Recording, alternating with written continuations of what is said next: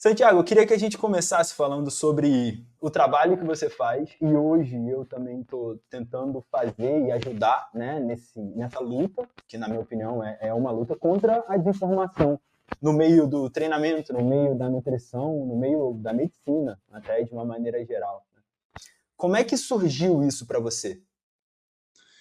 Massa.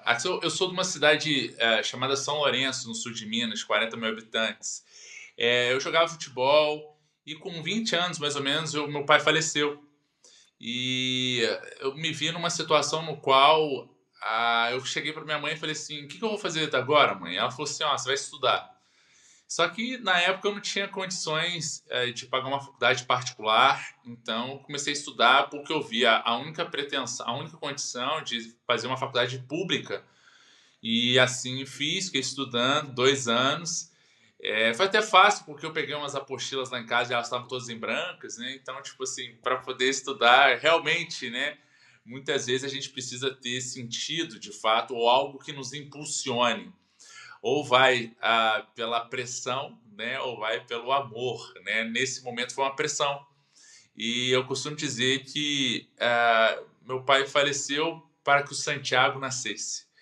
Eu sou muito grato ao homem que ele permitiu eu ser, pelo valor e pela missão. E o resto a gente faz porque a gente tem saúde e todos os dias a gente agradece a Deus pela possibilidade de fazer o que a gente faz.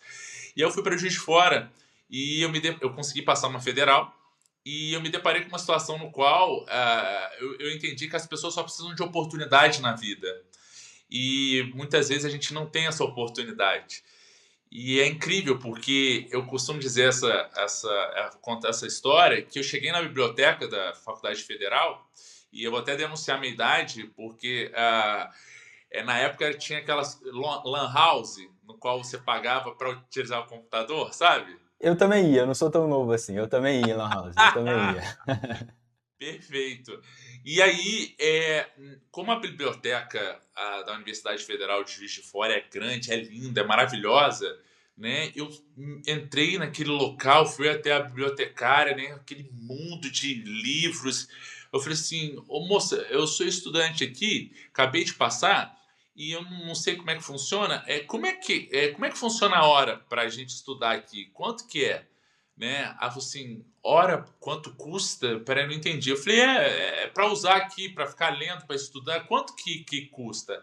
Ela: não custa nada, é só sentar e estudar. Eu falei: moça, eu posso sentar e estudar isso tudo aqui? Ela falou: é. Eu falei: caramba, enfim, aí eu, na minha inocência, eu comecei a identificar, eu falei assim: caramba, é isso aqui, é só sentar? É só sentar e estudar. Enfim, então eu iniciei minha trajetória na Faculdade de Educação Física e Juiz de Fora é uma cidade muito legal para quem quer estudar, é uma universidade maravilhosa e também eu só precisava de. Na época, eu só precisava de 2,40 para almoçar e jantar. E era basicamente essa conta que eu fazia ao final do mês. Né? Eu precisava de cento e pouquinho, R$ 150 para pagar o aluguel da República e mais R$ 54 para conseguir almoçar e jantar. Então essa era a conta, o resto é lucro. E basicamente eu almoçava e jantava, né? Eu já fazia jejum intermitente, nem sabia, né? Então já colocava aquela laje lá no almoço, 11 horas, já chegava na tia da carne: "Ô tia, você tá tão linda, poxa, você..." A tia já colocava um pouquinho mais de carne assim e tal, e era assim que a gente sobrevivia. E aí a gente começou a entender que realmente o conhecimento liberta, né? E é isso que eu levo para minha vida, porque quando você tem talvez o conhecimento tanto de si quanto do mundo, você tem uma emancipação e uma autonomia em relação a tudo. Então, aprender a estudar ou talvez saber de onde vem a fonte principalmente da ciência, né, no qual eu me enveredei para a área de saúde, justifica muitas vezes uma tranquilidade, pelo menos em saber da onde você poderia investigar ou até mesmo tirar talvez fontes que sustentem talvez a tua intervenção profissional ou até mesmo sustentem talvez um caminho para você responder às suas curiosidades ou até mesmo conseguir de fato trazer algumas respostas para as perguntas que você faz. É claro que quando você acha que tem todas as respostas, vem a vida e muda as perguntas, né? É um processo dinâmico de desconstrução e reconstrução a partir daquilo que você construiu, e nada como um dia após o outro, né? Então, eu sou plenamente capaz de mudar minha opinião, mas desde que você seja apresentado a perspectivas e argumentos que possam fazer sentido e, de fato, virem a refletir e falar assim, caramba, realmente, eu acho que eu poderia ter pensado por esse lado, eu acho que faz sentido e por aí vai. Então, eu fiz a educação física, aí depois eu fiz uma especialização, porque eu tive a oportunidade de alguns professores na própria instituição me darem oportunidades de estudar. Eu lembro que nos cursos de final de semana eu sempre tive vontade de fazer, mas nunca tive dinheiro para fazer. Então eu chegava nos professores que faziam os cursos e perguntava: "Pô, professor, se eu levar mais umas 4, 5 pessoas, eu posso fazer o curso de graça, né? Ganhar uma bolsa?" Alguns professores cediam, outros não. Então era uma das maneiras que eu tinha para estudar. E na pós-graduação também aconteceu isso. Eu falei assim, poxa, professor, eu gostaria muito de fazer a pós-graduação, mas eu não tenho condições. O que será que eu poderia fazer para ganhar um desconto? Ou talvez, será que se eu fosse um secretário aqui, será que eu teria uma bolsa? E eu tive profissionais que me auxiliaram muito nesse sentido. Eu sou grato demais a esses professores, a esses profissionais. E eu sou um eterno professor, cara. Eu sou um eterno cara que identifica muitas vezes que a gente tem pessoas aí em distritos de 2, 3 mil pessoas que provavelmente vão fazer diferença naquele local. Então, às vezes, você vê uma perspectiva macro do mundo, onde não é isso, cara. Se você, talvez, de alguma maneira, conseguir capacitar um cara que vai nesse distrito de 3 mil pessoas e, de fato, introduz uma semente, a gente já está construindo demais e está mantendo essa condição de pensamento, né? E também, às vezes, de reflexão a respeito de um fenômeno. E aí, então, uma construção foi acontecendo, fez sentido depois eu fazer a nutrição, mas eu fiz o mestrado. E aí, depois, quando eu terminei o mestrado, eu passei para um concurso no Hospital Sara Kubitschek, em Salvador, na Bahia.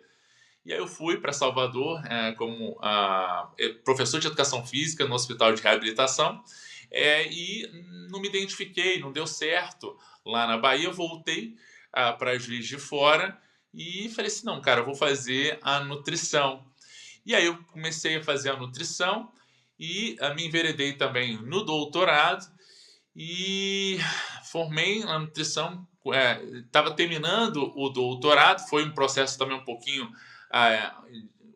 de dificuldade, porque eu não consegui encaixar uma proposta de doutorado que talvez eu conseguisse manter.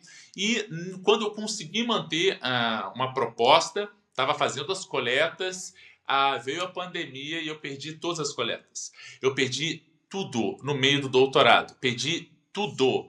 E quem está na área acadêmica sabe que montar um projeto, ir a campo, fazer um piloto, desenvolver muitas vezes algo, leva tempo e depende também do ambiente, depende dos voluntários, depende de uma série de condições. E eu estava prestes a defender, né? E também meu tempo ele já estava sendo escasso. Uhum. E eu me deparei com uma condição no qual, no olho do furacão da pandemia, ninguém podia sair de casa, estava todo mundo assim, eu tinha um tempo para conseguir entregar algo. E aí, conversando com o meu orientador também incrível, né, professor Moacir Marucolo, ele falou assim, cara, a gente tem que fazer alguma coisa que a gente possa fazer em casa, né? E aí ele sugeriu, dentro de uma vertente de que ele já fazia e que também que ele via que eu tinha uma afinidade também, por que você não analisa o conteúdo das mídias sociais? Aí eu falei, me fale mais sobre isso. E aí o meu doutorado foi a análise da qualidade do conteúdo postado por influencers em atividade física no Instagram. E aí eu comecei a entender também como o Instagram ele é um veículo, ou qualquer outra mídia social, Uhum. principalmente o YouTube e o TikTok, são veículos que as pessoas utilizam para aprender, para se capacitar, para muitas vezes identificar talvez um fenômeno que elas nunca ouviram falar e depois por si só estudarem. E aí eu comecei a identificar, estudando um pouquinho sobre isso, quais eram os tipos de influencers, né? Por exemplo, um influencer em atividade física que ele é mais cientista, ou o influencer que ele é mais treinador, ou influencer que ele é um pouquinho mais estético, né? E eu comecei a identificar algumas questões interessantes e eu vi que isso era um veículo de aprendizado, né? De ensino-aprendizado. E aí eu comecei, eu falei assim, caramba, a galera estuda por aqui, a galera... E eu falei assim, realmente, então, por que não talvez utilizar, a partir do estudo de doutorado, né? Por que não utilizar de fato esse veículo em prol também da disseminação do conteúdo, ou talvez do distanciamento do da ignorância em informações sobre saúde, ou até mesmo uma condução, mesmo que seja incipiente, inicial, de um determinado entendimento acerca do funcionamento do corpo, ou até mesmo de treinamento, e tudo que envolva saúde. Né? Porque se a gente for analisar a definição de saúde, a gente vai ver que é o bem-estar biológico, psicológico, social e espiritual. E quando a gente fala espiritual, a gente não está falando de religião, a gente está falando do entendimento a partir das nossas crenças e também de como talvez isso é importante para nós. Então, a primeira pessoa que a gente precisa acreditar é nós mesmos também. Obviamente, além das nossas crenças espirituais, superiores, mas a gente tem que acreditar na gente. E muitas vezes esse indivíduo, ele não consegue enxergar o potencial que ele tem, ou talvez ele internaliza uma culpa ou um sentimento de que ele não é capaz de resolver o próprio problema dele, e muitas vezes ele se sente frustrado também quando ele está num ambiente em que esse ambiente, muitas vezes, ele dissemina informações acerca dessa pessoa que faz ela acreditar que ela é uma pessoa culpada pela incapacidade de emagrecer, ou talvez de prosperar nas questões financeiras, ou até mesmo aumenta-se a ansiedade por uma vontade de resolver um problema, e a partir desse momento, indiretamente, outras coisas, né, outras questões fisiológicas no próprio corpo tentam de alguma maneira relaxar isso. E aí a gente entende por que as pessoas pensam em comida, por que as pessoas não conseguem dormir, por que o intestino fica preso, por que muitas vezes as pessoas podem acreditar talvez que elas não têm alguma perspectiva na vida, ou que está tudo bem, está tudo tranquilo,